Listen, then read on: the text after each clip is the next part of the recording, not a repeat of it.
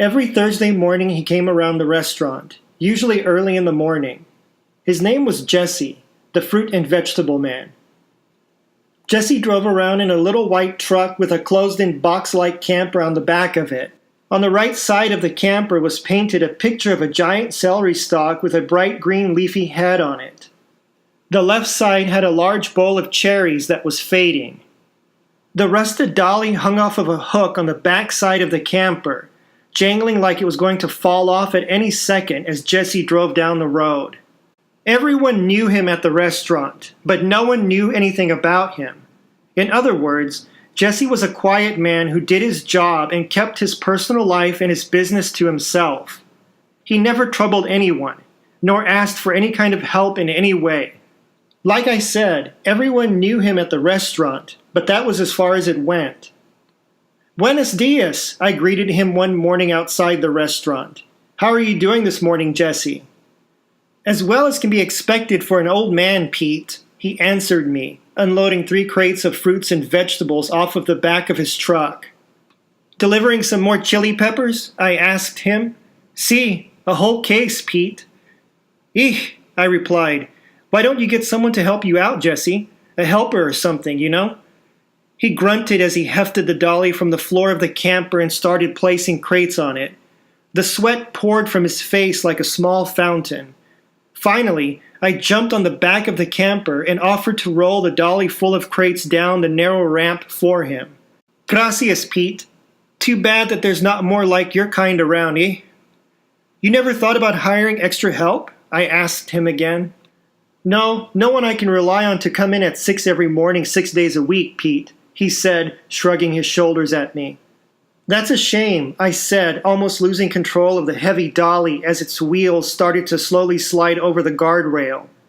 "Watch it, Pete," he shouted at me. "Here, let me get down and help you guide the dolly the rest of the way."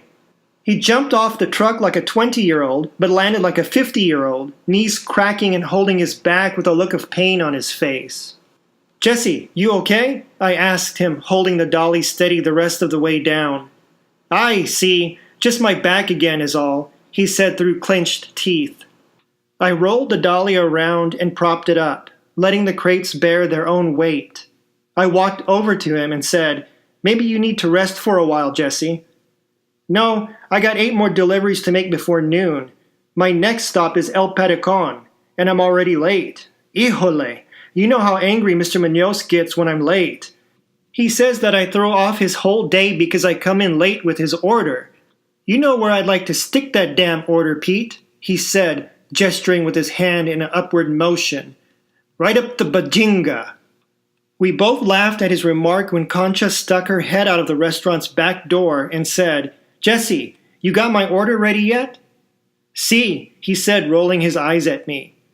"Right up the bajinga too," he whispered at me, rolling his dolly toward the back door. "Hang in there, Jess. You can do it," I said to him. "I can always hope, Pete." He disappeared behind the door. I walked around to the front of the restaurant and went inside. There was only a small crowd of people sitting on the left side of the restaurant, eating and whispering among themselves. A new waitress walked up to me and said, "Are you eating here or taking it with you?" "I guess I'll be eating here today," I told her. She waited in silence, holding the small notepad in front of her ready to take my order. "1 bean and cheese taco," I said. "That's it? Yes? Nothing to drink?" "Oh, well, now that you mention it, a small glass of tea." "All right. Anything else for you?" "No, that's all, thanks." "You can have a seat. I'll bring your order right out as soon as it's ready," she said, walking toward the kitchen. I sat down at the table near the glass countertop by the cash register. The new waitress came out of the kitchen and started wiping off the table next to mine with a piece of white cloth. She looked at me and smiled. I smiled back and said, "It's slow today." "Si," she answered me. "It's been quiet all morning long." She smiled at me one more time and walked back into the kitchen. I heard giggling coming from the kitchen, and one of the other waitresses came out with my order. She was a woman in her 50s or so, and she walked with a slight limp in her left leg. "Your name is Pete?" she asked me. "Yes, why?" Maria, the other girl that waited on you, asked me if I knew your name. I told her that I thought I did. She's embarrassed. That's why I brought out your order to you instead of her, she said. Why is she embarrassed? I asked her.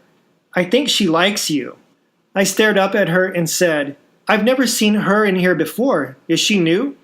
See, today is her first day. She just graduated from high school. This is her first real job, she said.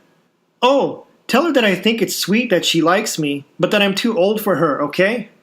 See, I knew. I'll tell her, she said, walking back into the kitchen.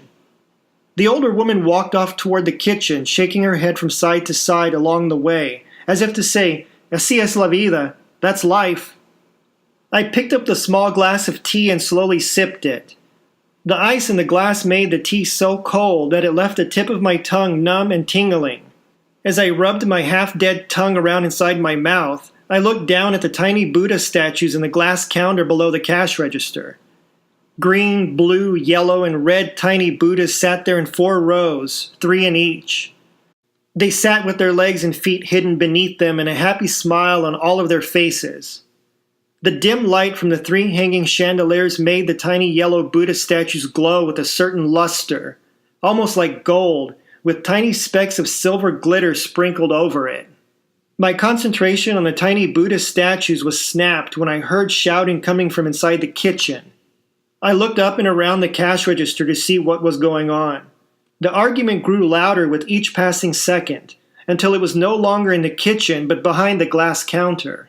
I brought in everything, Jessie said to Concha. You yourself must have miscounted the items or something. No, sir. I counted all the merchandise 3 times over in front of your face, Concha answered him angrily. You yourself forgot a crate on your truck and are too lazy to go out and check it. Jessie rubbed his face in his hands, made a deep sigh, and said, Look, ma'am, I know exactly what I brought into the back of this restaurant.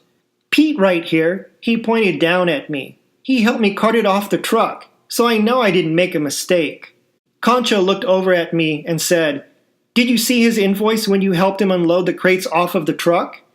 No, ma'am, I'm afraid I didn't, I answered her. There you have it, she said to him. I understand you're perfect, sir, but today you made a mistake. No, I never said I was perfect, but all I said was that you must have miscounted when I brought it in, ma'am. No, sir, you made an error when you took the crates off of the truck. So you mean to tell me that you're not going to pay me? Not until I get the missing merchandise. Eek, Jessie said. Let's go check my truck then. As Jessie was about to follow Concha into the kitchen, Mr. Munoz from El Paricon came noisily through the restaurant's front entrance and said, Jessie, you in here? There you are. Say, you almost done here? I've been waiting for my order all morning already. Jessie rubbed his face again, this time a little harder, and said, Eek, I'll be there in a few seconds, Mr. Munoz. The customers in the restaurant were starting to laugh at Jessie's plight, as if it was an ancient Greek comedy that was being reenacted before an audience.